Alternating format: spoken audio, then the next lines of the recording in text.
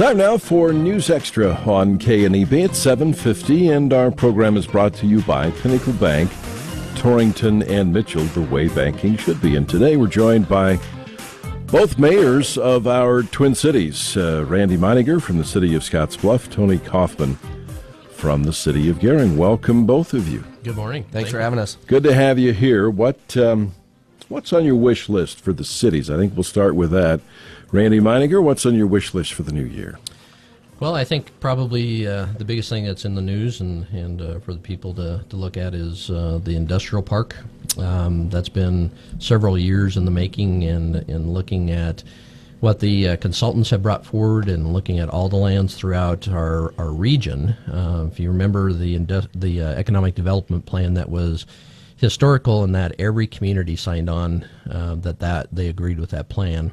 And with that, in our master plan for the city of Scottsbluff, one of the key things was the industrial park. So by ourselves, we're weak. Together, we're strong. And so we partnered with Gering on that. And, this is just one area of many to come in the future of partnerships that are going to help us propel ourselves into the future.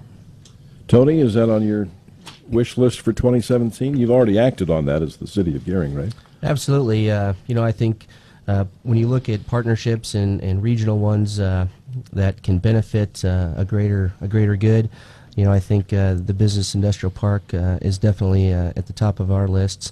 When you look at community planning, not very many communities around the state or region really have an opportunity to work together and collaborate on projects like this, which really make it more fiscally responsible and really make it more feasible and likely to succeed going forward. Like Randy said, there was a regional plan that came out, and I think all the communities got behind that and rallied behind that. The WNED group has been diligently working to push that concept forward in the region. And this is just one more step in that direction. And so we look forward to the partnership, and it should be fruitful for the whole community. Where are we at on landfill? I know the landfill has some life left in it on the west side of Gering, but where are we at on landfill? And again, that affects all of us. Oh, absolutely. One of the first thing we did is, knowing that timing is of essence, is again, we partnered with the city of Gering to help purchase some different equipment so that we can shred. We've really beefed up our recycling program in the city of Scottsbluff, which takes that recycled material out of the landfill, or away from the landfill, I should say. So that's the one areas that we've done.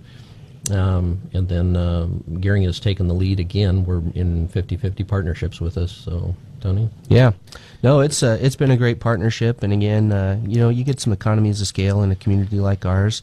We can each independently act as a 15,000 or 10,000 population community, but together, and combining the resources, we can act and look like a 25, 30,000 population center, which we are. And as we look forward to the landfill, we are looking at alternative sites.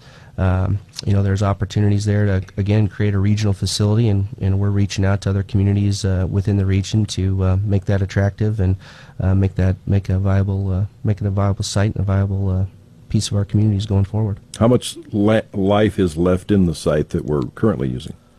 Do we know? 10 between years? 7 and 8 years. 7 and 8? Yeah.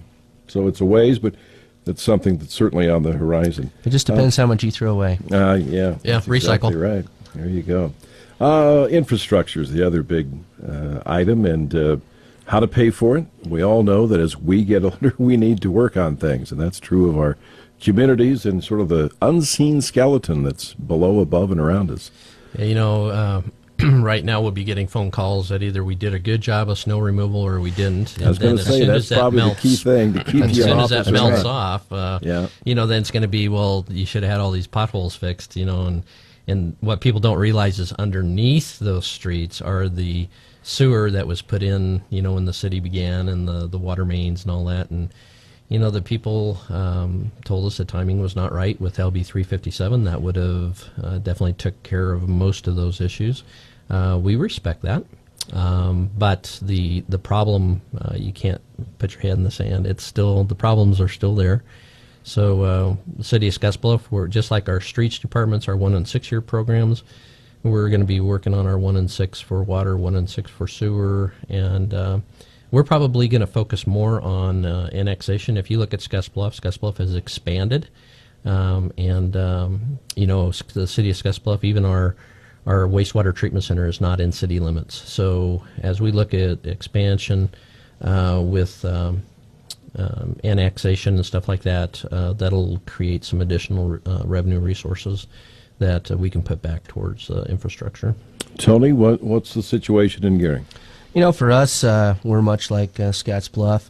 A lot of people just don't understand the revenue streams, and there is revenues, and we're just going to have to make some tough decisions and prioritize projects. I think our staff does a tremendous job prioritizing and making the 1 6-year plans that we base our decisions off of currently. However, just like Randy and what we face on a day-to-day basis, there are emergency repairs that you have to take care of that, reprioritize projects that might have been on a 5-year or 6-year plan or even a 10-year plan, and all of a sudden we got to take care of them today. And so, as we go through those struggles and those priority decisions, we'll have to make some tough decisions come budget time. But we still have other services that we have to provide to the city at the same time, and so you can't rob Peter to pay Paul, and so everybody needs to be taken care of, and all these fronts have to be met head on, and we have to have solid revenue streams for the future to really to have a masterful plan that's funded going forward into the future. And so to say there are challenges is an understatement. Every rural community in our area faces these exact same challenges, and the big one is federal and state funding has really dried up over the last 10 years and has shifted the focus back to the local communities, and so it's really put the burden back on the local folks to pay for the ticket. And like Randy said, timing wasn't right for LB 357, but I think people are feeling more and more of the shifts, as revenues for different programs have changed over the last 10 years. The political landscape has really put the burden back on the people, and the people are feeling it, and we feel it as well. And so those are going to be challenges going forward, but we got a great staff on both sides of the river, and we'll take care of that, and infrastructure is definitely high on our list. All right, we'll come back and wrap things up in a moment. As a family-owned bank with local decision-making, Pinnacle Bank understands the importance of honesty, integrity, and dependability. This is Todd Peterson, Regional President with Pinnacle Bank, and I've seen a lot of changes in the banking industry, but one thing remains the same: Pinnacle Bank's commitment to superior personal service and doing what is right for their customers and communities. After all, it has served Pinnacle Bank well for more than 9 decades. Pinnacle Bank, the way banking should be, member FDIC. Well, probably not time to do the question justice, but let's talk about business health and how cities can help with that situation going forward. Randy? Well, sure. Business health, one thing is for people to understand, again, like Tony just talked about, the buckets of money are different. The money for the industrial park, that money can't be used for infrastructure, vice versa. So trying to educate and let people know that. The second thing is a shift from where we were decades ago to bring in a big company, and that will bring in your population and your workforce.